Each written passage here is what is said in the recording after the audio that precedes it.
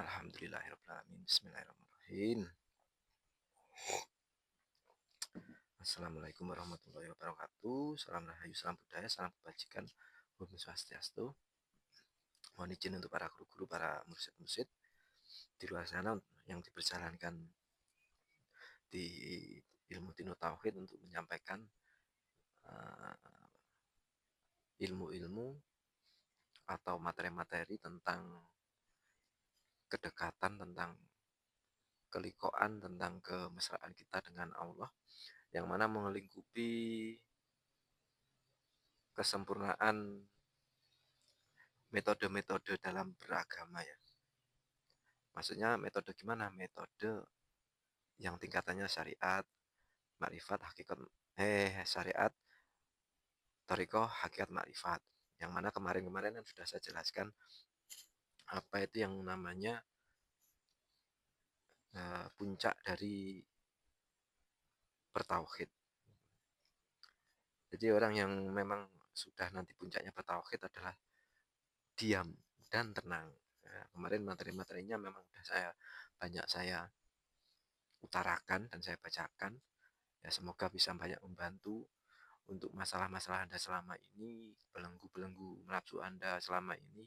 Apa sih itu yang dimaksud ilmu hakikat, apa itu thariqah, apa itu makrifat, apa itu tauhid, apa bertauhid, apakah kita sudah bertauhid, apakah tauhidnya cuma tahap meyakini atau tahapnya udah meyakini, menjalani, terus memahami. Kan kita harus dengan teologi. Teologi, kalau biasanya kalau pakai teologi itu kita bisa lebih memahami, lebih paham dan lebih ngerti maksudnya apa. Padahal ya nanti kalau tingkatannya yang di level atau di tingkatan pengajian umum atau tingkatan di pelajaran torikoh hakikat, kadang memang pelajaran itu seperti agak membosankan. Membosankannya kenapa? Kadang ada kata-kata atau hadis atau firman-firman Allah itu yang kita tidak paham. Kadang di situ. Makanya ini saya rekomendasi atau saya jabarkan secara teologis, secara materi, secara akademis. Kita referensinya juga kepada banyak teman, banyak banyak apa ya, guru-guru tauhid di luar sana yang sudah mendalami sangat dalam. Ya mungkin salah satunya Dr. Andes Farudin Faiz, kalau nggak salah ada lagi Saiful Karim, terus siapa lagi ya? Kalau kejawen ya Mas Tunjung. Karena nanti puncaknya gini loh, ini gambaran aja bercanda ya. Selama ini kita belajar agama itu kan secara syariat, yang mana syariat itu rata-rata kebanyakan terbentur atau termentok kepada kebenaran yang kita anggap benar, yang kita anggap loh ya. Karena masih banyak bukan pro kontra ya, masih banyak pengakuan kebenaran kita untuk lebih diyakinkan banyak orang. Jadi kalau masih belum keyakinannya belum kebenarannya belum sempurna ya pasti isinya gontok-gontokan, isinya cuma perdebatan. Nah, yang ini makanya belum sampai mencapai sukunun nafas.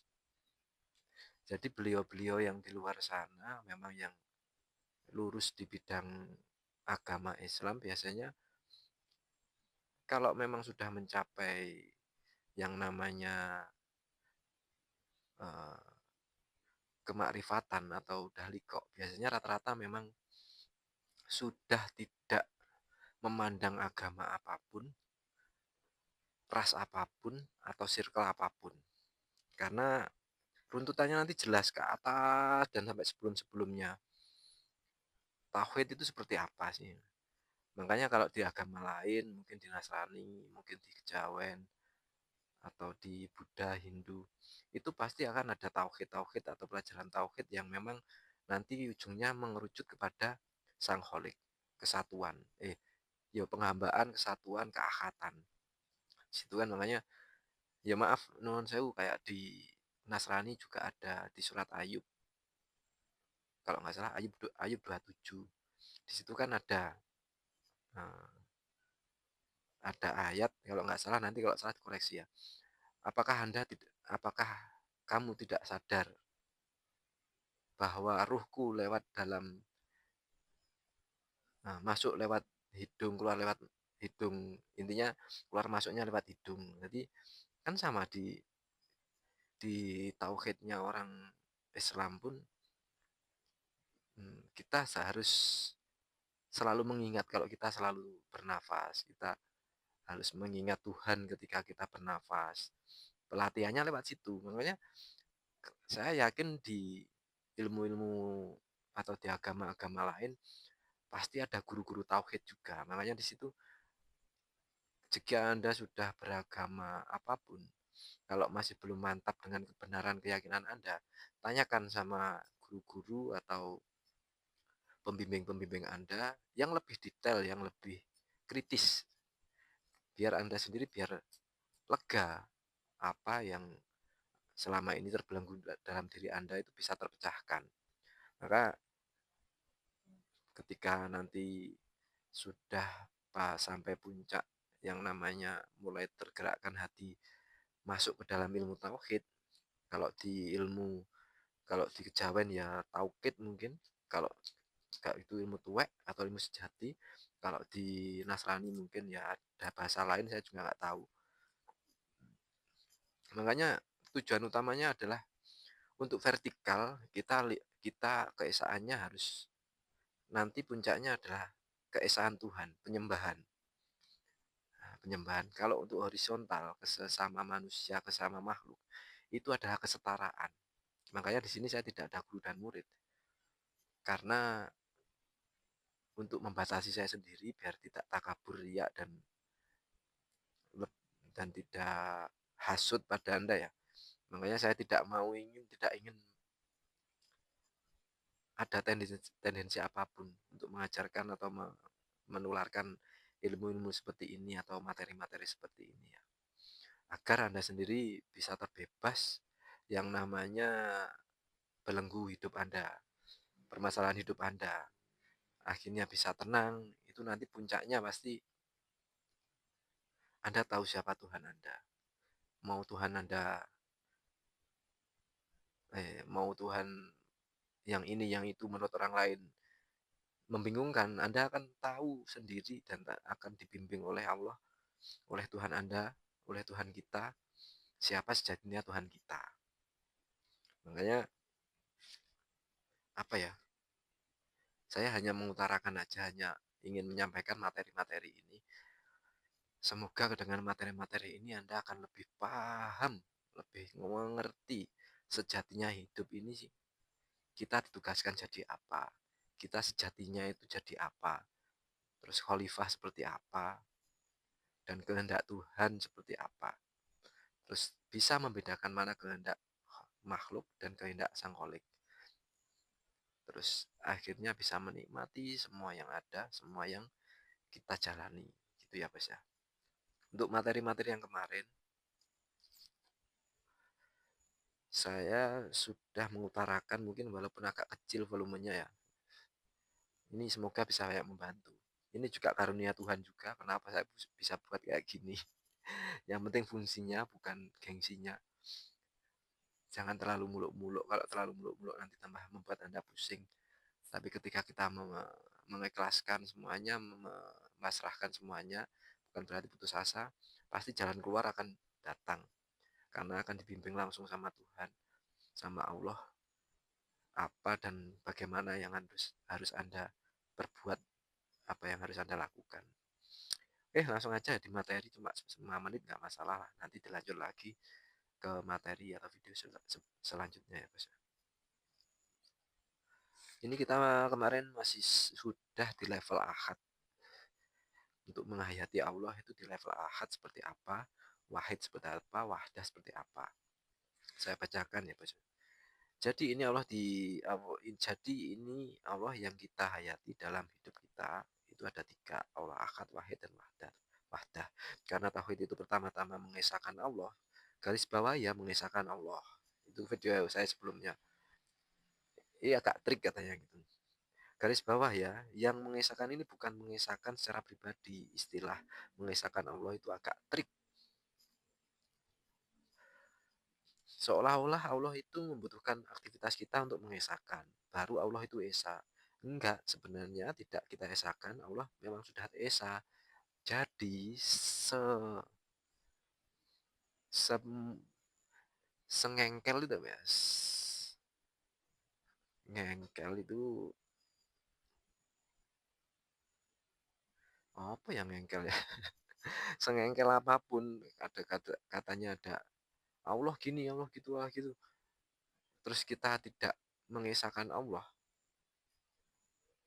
Allah tetap esa. Intinya gitu. Tidak mungkin karena Anda mengesahkan terus Allah jadi esa, tidak. Ya memang saya sudah dari sana ya udah esa, makanya kita harus mengesahkan.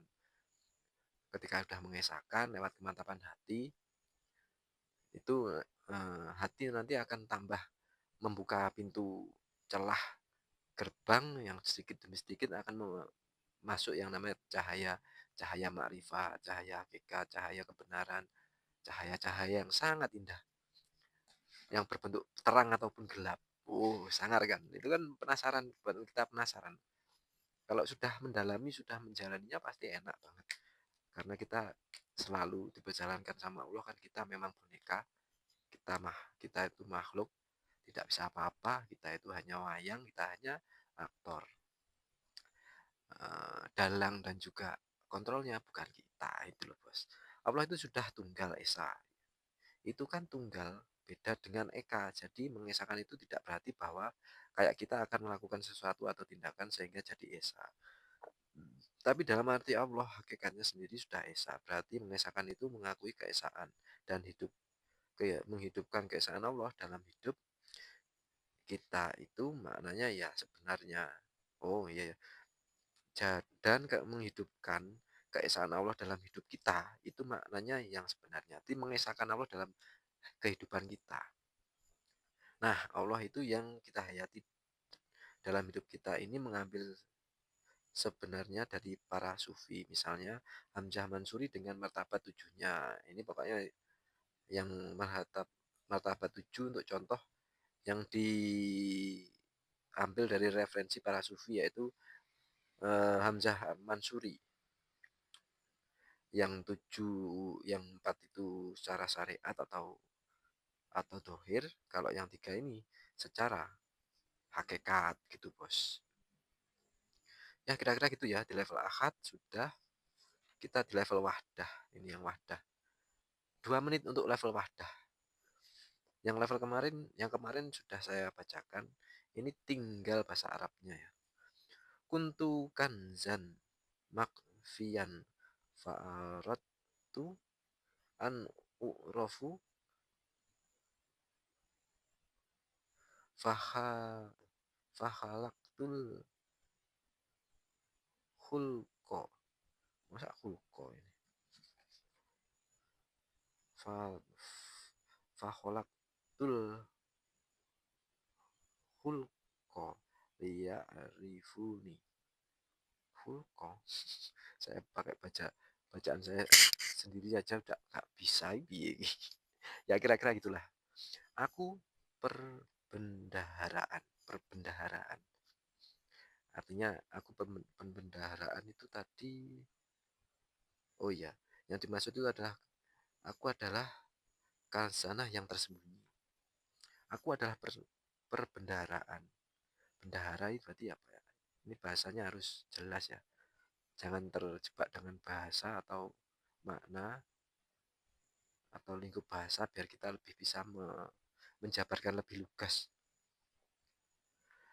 Aku perbendaharaan yang tersembunyi. Aku adalah kasanah tersembunyi. Ya, kasanah perbendaharaan. Kemudian aku berkeinginan agar aku dikenali. Maka aku pun menciptakan makhluk agar mereka kenal aku. Nah, ini. Udah 15 menit ya. Tak ganti ke video selanjutnya. Maksudnya khasanah tersembunyi. Terus menciptakan makhluk agar mereka mengenal aku. Jadi selama ini Anda mengenal Allah itu dari segi sifatnya atau dari segi makna sifat atau zatnya atau lafadznya atau cuma identitasnya, tapi tidak tahu wujudnya atau sejatinya. Kan bingung Anda. Makanya di sini ilmu thoriqoh, ilmu hakikat itu menjabarkan ini demikian rupa agar Anda lebih paham dan lebih mengerti agar Allah dikenal. Kalau Anda tidak mau mengenal Allah, ya silahkan, saya tidak merekomendasikan itu. Karena nanti Anda sendiri akan terseret oleh nafsu. Yang mana nafsu itu akan membelenggu hati Anda, setiap hari pusing, setiap hari ngeluh, setiap hari uh, capek, setiap hari gelisah, setiap hari grundel, setiap hari bentak-bentak, setiap hari keluar tanduk. Ya nggak enak. Makanya enak kenal Allah, enak dekat dengan Allah, enak dengan punya keterikatan langsung dengan Allah, punya apa ya, tali langsung dengan Allah, kemesraan langsung dengan Allah. Karena kita kalau sudah dijadikan kekasihnya, dikenal oleh Allah dan dipahami oleh Allah, pasti Allah sendiri paham dan mengerti apa maksud kita, kemauan kita, kebutuhan kita. Kebutuhan kita cocok untuk kita atau tidak, itu Allah sendiri yang tahu dan yang bisa mengatur dan yang bisa menghendaki semuanya gitu ya bos. Terima kasih banyak. Wassalamualaikum warahmatullahi wabarakatuh.